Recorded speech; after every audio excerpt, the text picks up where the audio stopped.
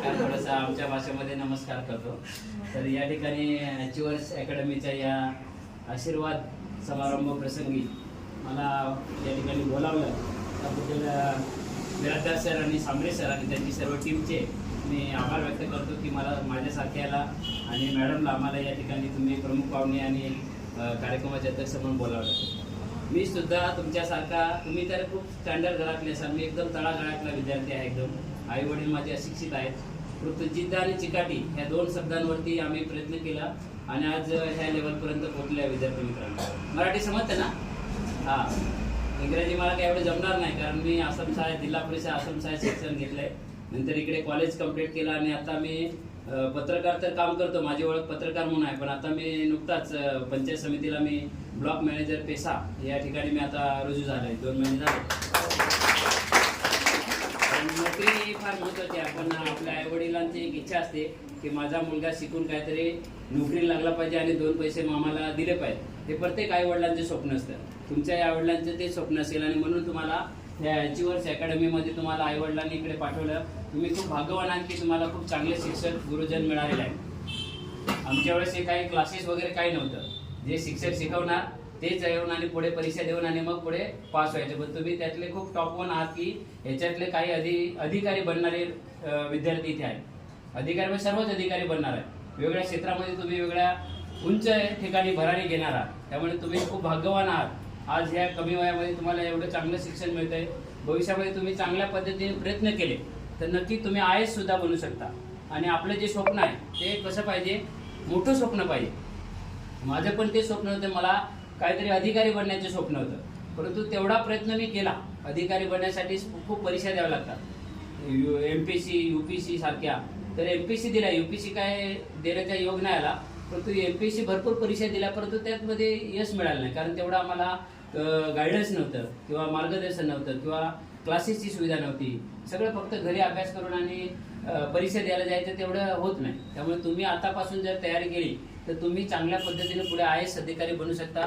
आपल्या जवळचं जे उदाहरण देतो की आपल्या अजय डोके म्हणून आहे, त्यांना कधी योग आला तर आपण बोलू, माझे चांगले मित्र आहेत. आता ते कॉटेज हॉस्पिटलला डॉक्टर म्हणून रुजू झालेले आहेत. पण त्यांनी 3 वेळा साहेब परीक्षा दिली, त्यांना IAS बनायचं आहे. त्यामुळे ते 3 वेळा पास झाले UPSC परीक्षा. पण त्यांना IAS कॅडर मिळत नसल्यामुळे ते आता ही परीक्षा दिली आणि आता ते इंटरव्ह्यूच्या फेसमध्ये आहे. ते कदाचित ते इंटरव्ह्यू फेस करून ते IAS बनू शकतात. तसं आपल्या भागातला एखादा IAS झाला तर त्याला बघून बाकीच्या विद्यार्थ्यांना पण प्रेरणा मिळू शकते. म्हणून ही प्रेरणा घेऊन आपल्याला पुढे जायचं असतं. आता मॅडमने आपलं खूप मोलाचं मार्गदर्शन केलं की आपल्याला टाइम मॅनेजमेंट फार महत्त्वाचं आहे. आपण वाचन क्षमता आपली वाढली पाहिजे. आताची विद्यार्थी संख्या काय झालं की वाचनाचं खूप कमी झाले वाचन. म्हणजे इथं आम्ही वाचनालयाच्या कमिटीवरती मी आता सेक्रेटरी आहे, तिथला कार्यवाह आहे. बघतो तर फक्त 5 आणि 10 लोक वाचायला येतात. एवढं 100 वर्षापूर्वीचं आपल्याकडे ग्रंथालय आहे. तिथे 35 ते 36 हजार पुस्तकं आहेत वेगवेगळ्या प्रकारची, वेगवेगळ्या टाईपची, इंग्रजी, मराठी, हिंदी, सगळ्या कादंबऱ्या सगळं. पण वाचकांची संख्या किती आहे? फक्त 10 ते 20 लोक येतात महिन्याला रेशो काढला तर. ही शोकांतिक आहे. म्हणून आपल्याला आतापासून आपण मागचं सोडून द्या, पण आपण स्वतः त्याच्यामध्ये वाचण्याची क्षमता वाढवली पाहिजे. वाचाल तर वाचाल, बरोबर ना?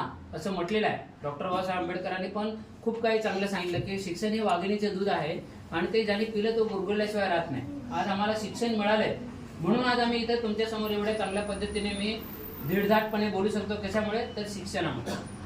हे जर आमच्या याच्यात गेलं तर आपल्याकडे शिक्षणाच्या सुविधा नव्हत्या. आता आपल्याकडे शिक्षणाच्या सुविधा भरपूर आहेत. पैसा कमी नाही आपल्याला. फक्त आपल्याला काय करायचं आहे? मेहनत. काय करायचं आहे? मेहनत. आणि ती मेहनत करण्यासाठी आपण थोडंसं प्रयत्न केले पाहिजेत. आपल्याला सर मार्गदर्शन करतात. काय करायचं, कसं करायचं हे तुम्ही स्वतः ठरवलं पाहिजे. ह्याच्या अगोदर आई वडील ठरवायचे की माझा मुलगा डॉक्टर करेल, माझा मुलगा इंजिनियर होईल, माझा मुलगा होईल. आता आई वडिलांना सांगायचं की मला हे बनायचं आहे, हे आई वडिलांना आपण सांगितलं पाहिजे. तर त्या पद्धतीने आई वडील आपल्याला हे करतील आणि आपण त्या पद्धतीने पुढे वाटचाल केली पाहिजे. खूप चांगल्या पद्धतीने तुम्हाला हे अचिव्हर्स अकॅडमीचं मला एक विशेष वाटतं की त्यांचे छोटंसं वटवृक्ष लावलं होतं आणि त्या वटवृक्षाचं आता मोठ्या याच्यामध्ये रूपांतर होतं. म्हणजे फक्त विक्रमगडला एक ब्रँच होती, बरोबर ना सर? आता त्यांची ब्रँच जव्हार, माझ्यामध्ये मोखाड्याला पण आपण आता सुरू केले. म्हणजे पूर्ण पालघर जिल्ह्यामध्ये आपल्याला ही सेवा देण्याचं काम करतायत. सेवेतून ते आपल्याला त्यांच्या मोबाईलला मिळवतात. परंतु सेवा हा शब्द फार महत्त्वाचा आहे आणि हे अचिव्हर्स अकॅडमी या ठिकाणी आपल्या सारख्या ग्रामीण भागामध्ये हे जर बघायला गेलं तर ही सुविधा शहरामध्ये आहे. पण त्यांना काय वाटलं की शहरात तर आपल्याला मिळेल, पण ग्रामीण भागातल्या विद्यार्थ्यांना कधीही संधी मिळेल.